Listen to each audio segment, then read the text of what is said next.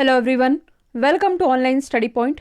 आज है 20 जून और आज की इस वीडियो में हम 20 जून से रिलेटेड करंट अफेयर के सभी इंपॉर्टेंट क्वेश्चन को कवर करेंगे। तो यदि आप लोगों को इस वीडियो की पीडीएफ चाहिए तो आप हमारे इस मोबाइल एप्लीकेशन को इंस्टॉल कर सकते हैं, जिसमें आप लोगों को डेली क्विज, फ्री पीडीएफ और पर डे के करंट अफेयर का ऑडियो भी मिल सकेगा। इसके अलावा आप हमारे इस टेलीग्राम चैनल से भी जुड़ सकते हैं, लिंक डिस्क्रिप्शन बॉक्स में दी हुई है। स्टार्ट करते हैं। हमारा पहला क्वेश्चन, हाल ही में किस देश ने सेंजोंग 12 मानव युक्त मिशन ये लॉन्च किया है? तो ये भी हाल ही में लॉन्च किया गया है चाइना के द्वारा। इस समय आप लोग भी देख रहे होंगे कि हर एक दो दिन में चाइना ये न्यूज़ में छाया हुआ है और इस बार ये अपनी नई टेक्नोलॉजी के कारण न्यूज़ में आया है। हुआ क्या है, देखिए, आप लोगों ने इंटरनेशनल स्पेस स्टेशन के बारे में तो सुना ही होगा। मैंने कई बार बताया है कि इंटरनेशनल स्पेस स्टेशन, इसकी स्थापना 1998 में की गई थी। ये है क्या? तो ये अंतरिक्ष में आप कह सकते हैं चलता फिरता हुआ एक घर है, जहाँ जो रिसर्च करने वाले हैं लोग जाते हैं और महीनों यहाँ रह करके रिसर्च करते हैं। और ये जो इंटरनेशनल स्पेस स्टेशन है, ये किसके किसके द्वारा स्थापित किया गया है? यूएसए, रशिया, जापान, कनाडा और यूरोपियन स्पेस एजेंसी, इन पांचों के द्वारा इसकी स्थापना की गई है। यहाँ आप ये देख पा रहे हैं कि चाइना इसका सदस्य नहीं है। तो चाइना ने खुद का अंतरिक्ष स्पेस स्टेशन बनाने की घोषणा की थी। हालांकि ये अनएक्सपेक्टेड था कि ये इतना जल्दी सब कुछ लॉन्च कर देगा। देखिए, इसके कई पार्ट हैं, जैसे कि आप देख पा रहे हैं।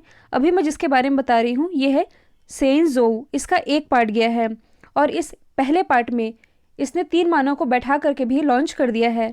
हालांकि इसके कई पार्ट हैं जो कि वन बाय वन जाएंगे, जैसे कि यहाँ लिखा हुआ है मैनगेटियान, तिहाने, तियानझोउ, वेंतियान, ये कुछ अन्य नाम हैं। अपने ही टाइप इन्होंने नाम भी रखे हैं। तो यहाँ हम बात कर रहे हैं सेंजोउ की। इस हिस्से में 3 मानव बैठ करके चले भी गए हैं। तो चाइना बहुत तेजी से काम कर रहा है और इसने इस सेंजोउ में, मतलब कि इसके एक हिस्से में 3 इंसानों को बैठा करके भी भेज दिया है।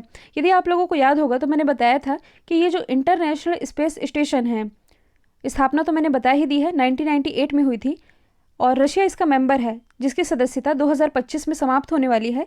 लेकिन रशिया ने अभी हाल ही में क्या घोषणा की है कि ये अब खुद का स्पेस स्टेशन स्थापित करेगा। 2030 तक ये इसे लॉन्च कर देगा। तो अब हम जान लेते हैं चाइना के बारे में। चाइना की कैपिटल क्या है? बीजिंग। देखिए, कैपिटल, करेंसी, प्रेसिडेंट, ये तो आप लोगों को रटा हुआ है। चाइना से रिलेटेड हम कुछ करंट के क्वेश्चन डिस्कस कर लेते हैं। हाल ही में विदेशी मुद्रा भंडार के मामले में पूरी दुनिया में चाइना ये रहा था पहले स्थान पर। चाइना का ये जो शहर आप देख रहे हैं ये है जोंगजू, जहां बर्ड फ्लू का पहला मामला इंसानों में देखने को मिला था। और आप क्या रिलेट कर सकते हैं? चाइना का जिनजियांग प्रांत, जो कि किसके कारण चर्चे में रहता है? उइघर मुस्लिम के कारण। और चाइना का एक मंगल मिशन है जिसका नाम है तियानवेन, और इसी का एक रोवर है, इसका नाम है जुरोंग। इसके कारण ये चर्चे में आया था। और आप सभी जानते हैं किसी भी एग्जाम में जीएस का पोर्शन कितना इंपॉर्टेंट होता है। फैक्चुअल डेटा पूछे जाते हैं तो आपका जीएस पोर्शन ये तो स्ट्रांग होना ही चाहिए। इसलिए आप लोगों के लिए सामान्य अध्ययन की ये एक मास्टर पीडीएफ रेडी की गई है, जिसमें आप लोगों को 8000 प्लस क्वेश्चन मिल सकेंगे। साथ ही इसमें आप लोगों को लास्ट ईयर का जो पूरा करंट अफेयर है ये इसमें आप लोगों को फ्री मिल सकेगा। साथ ही एग्जाम में कई बार ऐसा भी होता है कि मैथ्स में जो क्वेश्चन हमें आते भी हैं उन्हें भी सॉल्व करने में बहुत ज़्यादा समय चले जाता है। तो आप लोगों की इसी समस्या को ध्यान में रखते हुए आप लोगों के लिए मैथ्स की एक सरल, शॉर्ट ट्रिक और इजी सॉल्यूशन के साथ ये पीडीएफ आप लोगों के लिए अवेलेबल है। इन दोनों ही पीडीएफ की लिंक डिस्क्रिप्शन बॉक्स में दी हुई है, आप जाकर के परचेस कर सकते हैं। और देखिए, मिल्खा सिंह, लेजेंड मिल्खा सिंह, जिनका हाल ही में निधन हुआ है, इनसे रिलेटेड एक इम्पॉर्टेंट वीडियो अपलोड किया गया है, आप जाकर के देख सकते हैं। अगला है, भारत ने सौर ऊर्जा के क्षेत्र में परियोजनाओं के लिए 100 मिलियन अमेरिकी डॉलर की एलओसी यानी कि लाइन ऑफ क्रेडिट ये देने के लिए किस देश के साथ समझौता किया है? तो 100 मिलियन अमेरिकी डॉलर का लाइन ऑफ क्रेडिट जो कि भारत दे रहा है श्रीलंका को। किस क्षेत्र में? सौर ऊर्जा के क्षेत्र में। कहने का मतलब है कि श्रीलंका में 2030 तक जो कुल ऊर्जा है, कुल ऊर्जा ज़रूरतों का 70% हिस्सा ये अक्षय ऊर्जा से पूरा हो सके, इसके लिए भारत इसे सहयोग कर रहा है। अच्छा, यहाँ जो टर्म लिखा हुआ है लाइन ऑफ क्रेडिट, जिसे आप शॉर्ट में एलओसी कह सकते हैं, ये है क्या? तो ये एक तरह का फंड है। फंड जिसे आप लोन भी कह सकते हैं, जो कि आमतौर पर कारोबारियों को, कंपनियों को या सरकारी संस्थानों को दिया जाता है। और किस लिए दिया जाता है? स्पेशल गतिविधियों के लिए। और इसी स्पेशल गतिविधि यानी कि सौर ऊर्जा के क्षेत्र में भारत सहयोग कर रहा है श्रीलंका को। तो हम जान लेते हैं श्रीलंका के बारे में। श्रीलंका की राजधानी, तो इसकी कॉमर्शियल कैपिटल है कोलंबो, एग्जीक्यूटिव कैपिटल है जयवर्धनेपुरम कोट्टे। आप देख पा रहे हैं भारत और श्रीलंका के बीच में एक स्ट्रेट है जिसका नाम है पाक स्ट्रेट। आसपास की यदि आप लोकेशन देखेंगे तो ये है हम्बन टोटा पोर्ट। ये 99 साल के लिए किसके पास चला गया है? तो ये लीज पर इसे रखा है चाइना ने। इसके बाद कोलंबो के पास जो वेस्टर्न कंटेनर टर्मिनल है, इसके डेवलपमेंट का कार्यभार ये भारत को दिया गया है। और अभी मैंने आप लोगों को बताया था 1-2 दिन पहले ही कि श्रीलंका का एक शहर है जिसका नाम है पोलोन्नारुवा। यहाँ गुर्दे का एक हॉस्पिटल है, मतलब कि श्रीलंका चाइना मैत्री हॉस्पिटल, जो कि 6 करोड़ के चाइना के द्वारा दिए गए अनुदान से तैयार हुआ है, $6 करोड़ के। और इसी का उद्घाटन श्रीलंका में किया गया है। कथित तौर पर डेल्टा कोविड-19 वेरिएंट के खिलाफ कौन सा टीका अधिक प्रभावी है? तो हाल ही में स्पुतनिक 5 ये किस देश की वैक्सीन है? रशिया की। तो रशिया का ये जो प्रत्यक्ष निवेश कोष है, इसका ये मानना है कि इसकी ये जो वैक्सीन है, ये अन्य वैक्सीन की तुलना में वायरस का ये जो डेल्टा वेरिएंट है, इसके खिलाफ अधिक सक्षम है।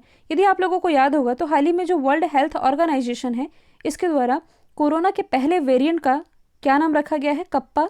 और इसके दूसरे वेरिएंट को नाम दिया गया है डेल्टा। लास्ट टाइम मैंने गलती से उल्टा बोल दिया था, तो पहला वेरिएंट कप्पा है, दूसरा वेरिएंट है डेल्टा। तो रशिया का ये मानना है कि इसकी ये जो वैक्सीन है, ये इसके नए वेरिएंट से लड़ने में ज़्यादा सक्षम है। अच्छा, ये जो कोवैक्सीन है, जो कि पूरी तरह से भारत में निर्मित वैक्सीन है, पूरी तरह से भारतीय है, इसे कौन डेवलप कर रहा है? भारत बायोटेक। और इस वैक्सीन को अभी हाल ही में ब्राज़ील के द्वारा भी मंजूरी मिल चुकी है। यदि हम बात करें कोविशील्ड की, जो कि ऑक्सफोर्ड एस्ट्राजेनेका की मदद से कौन डेवलप कर रहा है? Serum institute of India. ये कहाँ स्थित है? महाराष्ट्र के पुणे में। और फाइज़र, ये तो अमेरिका की वैक्सीन है। हाल ही में किस मंत्रालय ने साइबर क्राइम को रोकने के लिए राष्ट्रीय हेल्पलाइन की शुरुआत की है? तो इसकी शुरुआत अभी हाल ही में गृह मंत्रालय के द्वारा की गई है। और ये साइबर क्राइम होता क्या है, ये तो आप लोगों को बताने की ज़रूरत है ही नहीं।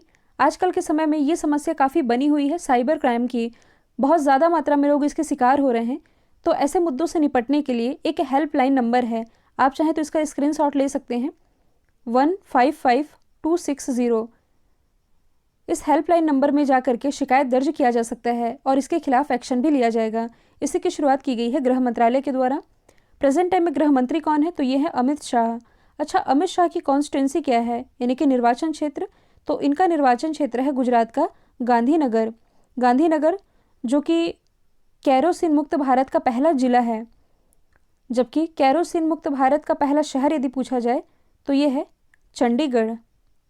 प्रधानमंत्री नरेंद्र मोदी के अनुसार भारत का लक्ष्य वर्ष 2030 तक कितनी खराब भूमि को बहाल करने का है? तो ये टारगेट रखा गया है 26 मिलियन हेक्टेयर की भूमि का। देखिए, काफ़ी अच्छी पहल है भारत सरकार की। अभी कौन सा डे मनाया गया है? तो 17 जून को हाल ही में मनाया गया है विश्व मरुस्थलीकरण सूखा रोकथाम दिवस। इसी के मौके पर प्राइम मिनिस्टर नरेंद्र मोदी ने किसे संबोधित किया है? मरुस्थलीकरण, भूमि क्षरण और सूखे पर जो उच्च स्तरीय वार्ता हुई थी, इसमें इन्होंने ये घोषणा भी कर दी है कि भारत 2030 तक 26 मिलियन हेक्टेयर की जो भूमि खराब हो चुकी है। अब खराब भूमि से मतलब है राजस्थान तरफ आप लोगों ने देखा होगा कि सूखा की समस्या ये ज़्यादा है। ये ऐसी बंजर भूमि है जिसका इस्तेमाल नहीं किया जा सकता, मतलब कि खेती वेती तो हो नहीं सकती इसमें। इसलिए टारगेट ये रखा गया है कि आने वाले समय में, मतलब कि 2030 तक इस बंजर भूमि को भी बहाल कर दिया जाएगा। अगला क्वेश्चन है, IMD द्वारा जारी वैश्विक प्रतिस्पर्धा सूचकांक यानी कि ग्लोबल कॉम्पिटिटिवनेस इंडेक्स 2021 में कौन सा देश टॉप पर रहा है? तो इसमें टॉप पर रहा है स्विट्जरलैंड, दूसरे स्थान पर रहा है स्वीडन और तीसरे स्थान पर रहा है डेनमार्क। ये IMD है क्या? तो ये एक तरह का इंस्टीट्यूट है जिसका हेडक्वार्टर स्थित है स्विट्जरलैंड के ही जेनेवा में, और इसने स्वयं को पहली रैंकिंग दी है इसमें। ये रैंकिंग किस आधार पर जारी की जाती है? तो कहने का मतलब है कि कौन सा देश आर्थिक मामले में इसकी क्या स्थिति है, ये किस तरह से डेवलप कर रहा है। दूसरा ये कि यहाँ का सरकारी प्रदर्शन ये कैसा है, यहाँ व्यापार कैसे हो रहा है। इन सभी पैरामीटर के आधार पर ये रैंकिंग रिलीज़ की जाती है, जिसमें कि 64 देशों में देखा गया है कि सिंगापुर ये पहले स्थान पर है, लास्ट में है वेनेजुएला। देखिए, ये वही वेनेजुएला है जिसने भी हाल ही में 10 लाख का नोट जारी किया था और इतनी बड़ी करेंसी जारी करने वाला ये विश्व का पहला देश भी है। साउथ अमेरिका की कंट्री है, मैंने आप लोगों को बताया भी था। और इस 64 कंट्रीज़ में भारत को 43वां स्थान मिला है। टॉप पर है स्विट्ज़रलैंड, तो आप मैप में देख सकते हैं। यूरोप मैप में कुछ ये है स्विट्ज़रलैंड की लोकेशन। इसकी कैपिटल क्या है, तो ये है बर्न, करेंसी है स्विस फ्रैंक। आप देख पा रहे हैं कि स्विट्ज़रलैंड से जस्ट लगा हुआ है फ्रांस, फ्रांस है, फिर ये है छोटा सा स्विट्ज़रलैंड। इन दोनों के ही बीच में एक पर्वत है, इसका नाम क्या है, जूरा पर्वत। एग्जाम में पूछा जाता है, याद रखेंगे। और यदि आप करंट से रिलेट करेंगे तो हाल ही में स्विट्ज़रलैंड गवर्नमेंट के द्वारा सार्वजनिक स्थानों पर फेस कवर करने को लेकर के बैन लगाया गया है। किस देश ने गहरे समुद्र मिशन यानी कि डीप ओशन मिशन को लॉन्च किया है, तो ये भी हाल ही में अपने ही देश भारत के द्वारा लॉन्च किया गया है। जो आर्थिक मामलों की कैबिनेट समिति है, इसने इसे अप्रूवल भी दे दिया है। अब ये है क्या, डीप यानी कि गहरा, ओशन यानी कि समुद्र। कहने का मतलब है कि समुद्र के अंदर गहराई तक जाया जाएगा। कितनी गहराई तक, तो ये जाया जाएगा 6000 मीटर की गहराई तक। 6000 मीटर यानी कि 6 किलोमीटर तक की गहराई तक। अब 6 किलोमीटर की गहराई तक जा करके क्या किया जाएगा, तो जो मिनरल्स होते हैं, जो भी रिसोर्सेस होते हैं, इन्हें इन गहराई से निकाला जाएगा, क्योंकि ऐसा माना जाता है कि ज़मीन से भी ज़्यादा संभावनाएं समुद्र के अंदर छुपी हुई हैं। तो सरकार ये चाहती है कि ऐसी टेक्नोलॉजी डेवलप की जाए जो कि गहराई में जा करके इन मिनरल को निकाल करके बाहर ला सकेगी। और इसी के लिए, मतलब कि इस रिसर्च के लिए और इस डेवलपमेंट के कार्य के लिए 4000 करोड़ रुपए तक खर्च किए जाएंगे। और यदि भारत इसमें सफल हो जाता है तो भारत ऐसा 6वां देश हो जाएगा जो कि इस तरह की पहल करने जा रहा है। भारत से पहले यूएस, रशिया, फ्रांस, जापान और चाइना ये इस तरह की कामयाबी हासिल कर चुके हैं। तो ये काफ़ी अच्छी पहल है भारत सरकार की। अगला क्वेश्चन है, यूरोपियन चैंपियनशिप में सबसे अधिक गोल करने वाले खिलाड़ी कौन बने हैं, तो आप सभी जानते हैं क्रिस्टियानो रोनाल्डो, इन्हीं का नाम टॉप पर आता है, जो कि बिलोंग करते हैं पुर्तगाल से। ये यूरोपीय चैंपियनशिप में सबसे ज़्यादा गोल करने वाले खिलाड़ी बन गए हैं और ये हमेशा ही अपने कारनामों के कारण भी चर्चे में आते हैं। ये किसी भी फालतू चीज़ का प्रमोशन एक तो करते नहीं हैं। एक और खिलाड़ी का नाम ऐसे चर्चे में आया था, काफ़ी बेहतर इंसान है, इनकी स्टोरी आप पढ़ेंगे तो खुश हो जाएंगे। तो क्रिस्टियानो रोनाल्डो ये पुर्तगाल से बिलोंग करते हैं और ये दुनिया के पहले अरबपति फुटबॉलर भी हैं। इंस्टाग्राम पर सबसे ज़्यादा कमाई करने वाले खिलाड़ी ये क्रिस्टियानो रोनाल्डो ही है। कहने का मतलब है कि इंस्टाग्राम पर जो ब्रांडेड पोस्ट होता है, इसके लिए जो पैसा मिलता है, इसी मामले में ये सबसे ज़्यादा कमाई करने वाले फुटबॉलर भी हैं। इनका नाम आप याद रखेंगे। अगला है, हाल ही में आई एरिक्सन मोबिलिटी रिपोर्ट 2021 के अनुसार भारत में किस वर्ष तक 330 मिलियन 5G के ग्राहक होंगे। तो ये जो मोबिलिटी रिपोर्ट 2021 जारी की गई है, इसमें यह बताया गया है कि आने वाले 4 से 5 सालों में, मतलब कि 2026 तक अपने ही देश भारत में 5G के 330 मिलियन ग्राहक देखने को मिलेंगे। और रिपोर्ट पे ये भी कहा गया है कि लगातार भारत में 4G ग्राहकों की भी संख्या बढ़ रही है। 2020 में ये जो 68 करोड़ का आंकड़ा है, ये बढ़ करके 2026 में 83 करोड़ तक पहुंच जाएगा। और 2026 के अंत तक भारत के कुल मोबाइल ग्राहकों में 5G की जो हिस्सेदारी है, ये 26% की होगी, जो कि बहुत बड़ी बात है। ऐसी रिपोर्ट में जारी किया गया है एरिक्सन कंपनी के द्वारा। अगला है, हाल ही में किस खिलाड़ी को आजीवन प्रतिबंध से हटाया गया है। तो हाल ही में जो अंकित चौहान हैं, जो कि एक क्रिकेटर हैं, इन पर 2013 में IPL के दौरान स्पॉट फिक्सिंग का आरोप लगा था, जिसमें ये दोषी पाए गए थे, जिसके बाद BCCI ने इन्हें आजीवन बैन कर दिया था। लेकिन अब ये जो बैन है, इन पर से हटा दिया गया है अंकित चौहान के ऊपर से, जिसके बाद से अब ये क्रिकेट खेल सकेंगे। हाल ही में किस देश के पहले राष्ट्रपति, जिनका नाम है केनेथ डेविड कौंडा, इनका हाल ही में निधन हुआ। तो ये थे जाम्बिया के राष्ट्रपति। ये जाम्बिया के पहले राष्ट्रपति थे जिनका हाल ही में निधन हुआ। देखिए, जो जाम्बिया है ये अफ्रीका की एक कंट्री है जो कि 1964 में ब्रिटेन से स्वतंत्र हुआ, क्योंकि भारत भी कभी अंग्रेज़ों का गुलाम हुआ करता था। तो जाम्बिया पर पहले ब्रिटेन का ही कब्जा हुआ करता था, जिससे ये 1964 में आज़ाद हो गया था। अफ्रीका मैप में यदि आप जाम्बिया की लोकेशन देखेंगे तो ये है जाम्बिया। इसकी कैपिटल क्या है, लुसाका, करेंसी है जाम्बियाई क्वाचा। अब ये मैप मैंने आप लोगों के सामने इसलिए रखा है क्योंकि कुछ करंट के फैक्ट हम इससे रिलेट कर सकते हैं। आप लोग कहते होंगे कि मैं ज्योग्राफी ज़्यादा पढ़ाती हूँ।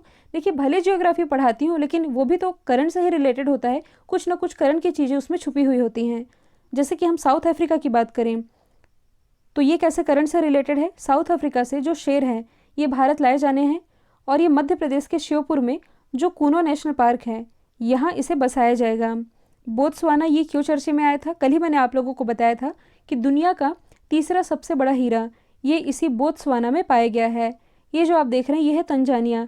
हाल ही में वर्ल्ड ट्रेड ऑर्गेनाइजेशन की पहली महिला अध्यक्ष बनाई गई है नकोजी अंकोजी। ये इसी तंजानिया से बिलोंग करती हैं। साथ ही मैंने आप लोगों को बताया था कि लिम्पोपो रिवर जो कि विश्व की पहली ऐसी रिवर है, यानी कि एकमात्र ऐसी रिवर है जो कि मकर रेखा यानी कि ट्रॉपिक ऑफ कैप्रिकॉर्न को 2 बार काटती है। लास्ट में जाकर के हिंद महासागर में आकर के मिल जाती है।